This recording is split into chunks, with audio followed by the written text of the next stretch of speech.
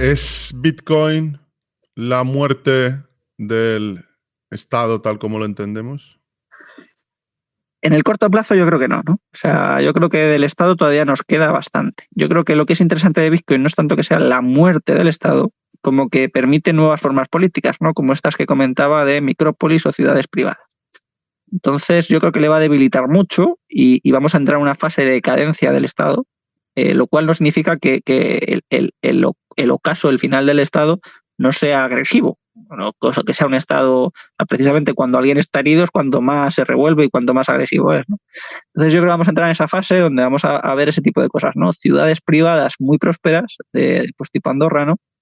Pues países socialistas fallidos porque no han sido capaces de cumplir con las expectativas que habían prometido a sus ciudadanos, como España, ¿no? Yo creo que vamos a entrar en un proceso de argentinización.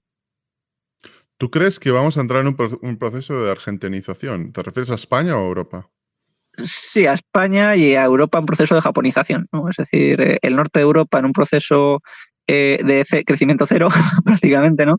O muy poco crecimiento, y España y los países un poco del sur, pues vamos a entrar en un proceso de argentinización, ¿no? De inflaciones fuertes, de cada vez pues vivir peor, de cada vez, pero tragando, quiero decir, no veo que haya ningún momento en el que la población diga se va a plantar y no va a permitir nada, ¿no? Sino que simplemente pues va a tocar tragar y ya está, y vamos a ir empobreciéndonos poco a poco, o sea, sin más, ¿no? ¿Y qué opinas de aquellos que piensan que el Bitcoin es un auténtico peligro para la sociedad moderna en el sentido de que puede destruir la labor social del Estado hasta el punto de que, claro, por las características que has explicado del Bitcoin, digamos que es más fácil de mantenerlo alejado de las autoridades públicas, es más difícil o más fácil colocarlo fuera del alcance de los impuestos y que por tanto de imponerse y de colocarse demasiado porcentaje de la riqueza mundial, al menos en los países desarrollados, en este tipo de activo, lo que ocurriría es que no se podrían financiar las labores sociales de un país. Básicamente los pobres serían más pobres, el Estado no podría financiar la educación, etcétera, etcétera, etcétera, o al menos las labores sociales. ¿Tú consideras que eso es así o no? En cierta medida sí y en cierta medida no. Yo no sé si beneficia el Estado a los más pobres, precisamente, ¿no? Yo creo que no. Entonces, yo creo que lo que genera son mucha gente pobre dependiente del Estado. Estamos hablando de que en España hay aproximadamente 17 millones de personas que dependen íntegramente del Estado, ¿no? Y eso no sé si debería haber sido así, ¿no? Es decir, yo creo que ha dado una falsa sensación de seguridad porque ha prometido una serie de cuestiones haciendo creer a la gente que no había ningún tipo de problema, ¿no? Sin embargo, vemos cómo de forma constante, por ejemplo, en el sistema de pensiones, pues se van recortando derechos, ¿no? Pues edad de jubilación, cálculo de la retribución que antes se hacía con 2 años, después se pasó a 10, ahora creo que vamos por 30 y tantos, o se quiere ampliar a toda la vida laboral. Una serie de cuestiones que cada vez van a poner más problemas en que el Estado cumpla con las expectativas que había generado a los ciudadanos, ¿no? Entonces, claro, quebrar, pues es muy difícil que un Estado quiebre, ¿no? ¿Por qué? Porque tiene una capacidad de extraer riqueza a los ciudadanos enorme. El problema es que no había una alternativa a tener tu riqueza dentro de tu país, porque irte fuera sí, pero dentro de tu país no tienes una alternativa que el Estado no te pudiese quitar, ¿no? Ya sea vía inflación, vía impuestos o vía lo que sea, ¿no? Ahora sí que hay una alternativa, sí que hay un espacio en el que vas a poder tener algo sin que el Estado te lo toque. Entonces, si el Estado, para cumplir las promesas que ha hecho a sus ciudadanos y las expectativas que ha hecho a sus ciudadanos, se pone a subir los impuestos a lo bestia, a realizar prácticamente confiscaciones y demás, la gente se va a ver muy incentivada a adoptar un activo que está fuera de las manos del Estado, ¿no? ¿Tú crees que el Estado va a permitir, de la forma que sea, que Bitcoin se acabe imponiendo o no va a tener la capacidad para que eso dependa no, ya no solo de un Estado en concreto, del conjunto de los Estados? Aquí hay que distinguir varias cuestiones. La primera es Bitcoin, de los usuarios de Bitcoin, y la segunda es el Estado casi como concepto de los estados reales no existentes. Entonces, lo primero es contra Bitcoin como tal no pueden hacer nada, contra los usuarios de Bitcoin les pueden hundir la vida, ¿no? O sea, literalmente, pues gente que haya comprado identificado o lo que sea, pues les pueden, bajo penas de cárcel, obligados a entregar sus Bitcoins o lo que sea, ¿no? Cosas de este estilo. y no son cosas imposibles de que veamos, ¿no? Lo que pasa es que tiene un coste muy, muy, muy alto el perseguir uno a uno a todos estos individuos, ¿no? Y además que es muy difícil de justificar de cara al público el tener que llevar este tipo de actuaciones simplemente por tener un activo, ¿no? Es decir, que ya tendrías que planearte en situaciones que la gente que lo tuviese yo creo que ya habría salido por patas del país bastante antes. Entonces, yo creo que sí que va a haber mucha revuelta por parte de muchos estados, pero dentro de lo que se puede llamar como dialéctica de estados o de que los estados están enfrentados entre ellos, es decir, no hay un acuerdo global mundial entre los estados, sino que todos los estados tienen enfrentamientos entre ellos. Como Bitcoin es un activo muy único, van a estar muy incentivados algunos a que la gente que huya de otros países vaya al suyo. Entonces van a ser Bitcoin friendly algunos, otros pues lo perseguirán a muerte y demás. Pero esto, pensémoslo como el ejemplo antes de la pólvora. ¿Qué pasa si alguien, porque ve que la pólvora es una amenaza para su ejército, expulsa a los que trabajan con ella, expulsan a los que la desarrollan, expulsan a los que crean armas con ella? Pues y el enemigo los acepta en su casa, ¿no? Pues que te van a venir dentro de unos añitos y te van a invadir. Entonces, con Bitcoin, al ser un activo que se revaloriza en periodos largos de tiempo, si tú expulsas a los Bitcoiners de tu territorio y no enseñas a tus ciudadanos a utilizarlo, se van a ir a otro país. Y ese otro país, sus empresas y sus ciudadanos van a tener mucho mayor poder adquisitivo en el largo plazo. Y ellos van a ser los que te compren a ti y van a ser los que puedan usar los servicios de tus ciudadanos.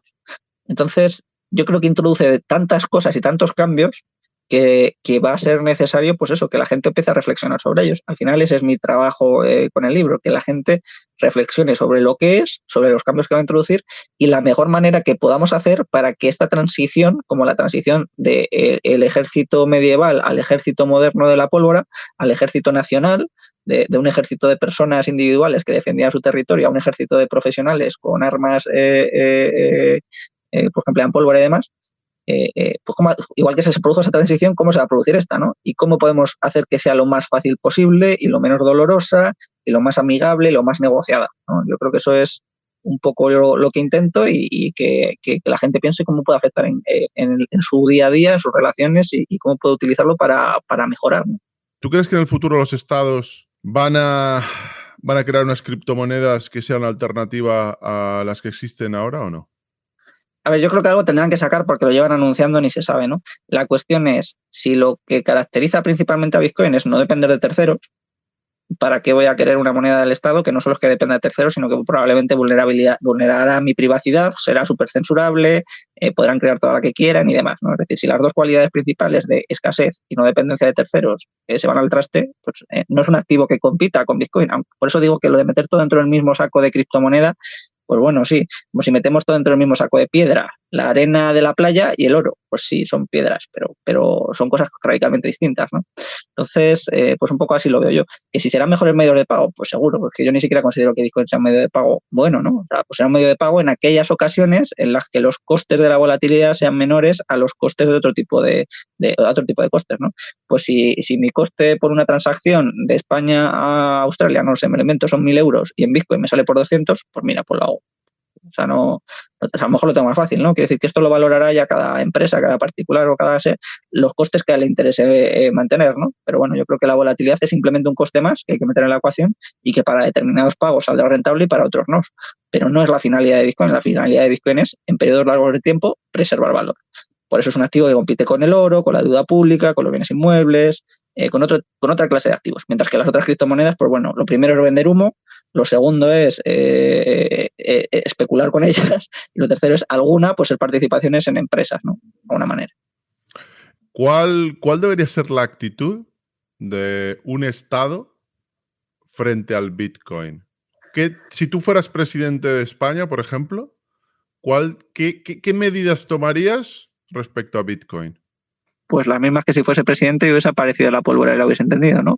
Pues lo primero, formar a todos mis ciudadanos en ello, es decir, hacer planes nacionales de formación muy fuertes, tratar de distinguirlo del resto de criptomonedas, ¿no? Sobre todo para que no pierdan capital, para que no pierdan ahorros, para que no pierdan tal, tampoco para que invierta en Bitcoin o para que compre Bitcoin cualquiera que le vaya a perjudicar, ¿no? Yo, por ejemplo, soy crítico con El Salvador porque como Bitcoin es muy malo para las necesidades de liquidez, la gente pobre es la que más sufre, porque si tú tienes 100 euros para llegar al final de mes y te bajan a 50, pues es que te han matado, o sea, no te queda nada, ¿no?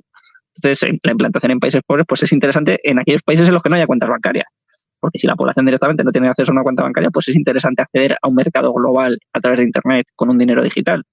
Pero si no, pues a lo mejor tampoco es tan interesante, ¿no? Entonces, yo lo primero que haría pues, sería aprovechar todas las capacidades energéticas que se están desperdiciando en el país, ¿no? Pues para minar. Y hacer una consideración seria de proyectos de minería. Perdona. Estás diciendo que tú utilizarías parte de la energía nacional para minar. Entiendo que Sí. el Estado. Sí, el Estado directamente. Y las empresas estatales, que están, bueno, semiestatal, bueno, ya es un poco conglomerado, ¿no? Ya los aprovecharía completamente, ¿no? Canarias, hay un montón de situaciones que pueden ser muy interesantes en toda España para minar, ¿no? También tendría parte de las reservas en Bitcoin, ¿no? Sobre todo aquellos para compromisos a periodos largos de tiempo. Yo creo que puede ser muy interesante porque tiene una capacidad para financiarse muy, muy barata el Estado y no le cuesta demasiado adquirir Bitcoins para periodos largos de tiempo, ¿no? Después también, pues formar a los ciudadanos en lo que es y ser un centro de atracción, o sea, ser un país Bitcoin friendly para todo este tipo de personas que hayan adquirido Bitcoin y demás, ¿no? Pues condiciones especiales tributarias, suprimir el régimen de permutas, cambiar todo este tipo de cuestiones, ¿no? El régimen tributario de las permutas es un poco rollo. Entonces yo creo que esto es muy interesante y atraerá una cantidad de inversión a España enorme. España es un país muy pequeño, o sea, quiero decir, a nivel global no nos cuesta nada mantener el problema que tenemos, ¿no? Ahora mismo tenemos un problema muy grande, que es el problema de cómo se van a sostener las pensiones y cómo se van a sostener todas esas cosas. Entonces, si eres capaz de atraer a 10 millones de personas con recursos altos al país, no tienes ningún problema. Es decir, es un problema que se resuelve relativamente rápido.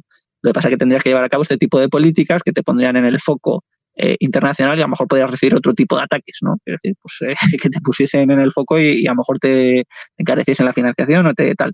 Pero al final, si eres un gobierno independiente que busca esto, pues yo eso es lo que haría, ¿no? Aprovechar esto y sobre todo formación, temas de formación, porque si no se pueden cometer muchos errores, ¿no? Errores de custodia, errores de comprar cuando no debes y cosas de este estilo. Entonces yo me centraría en formación, en atesorar una parte el mismo Estado, porque al final, si esto perjudica su capacidad para redistribuir la riqueza, si el propio Estado atesora Bitcoin, va a poder dar riqueza en el futuro a sus ciudadanos.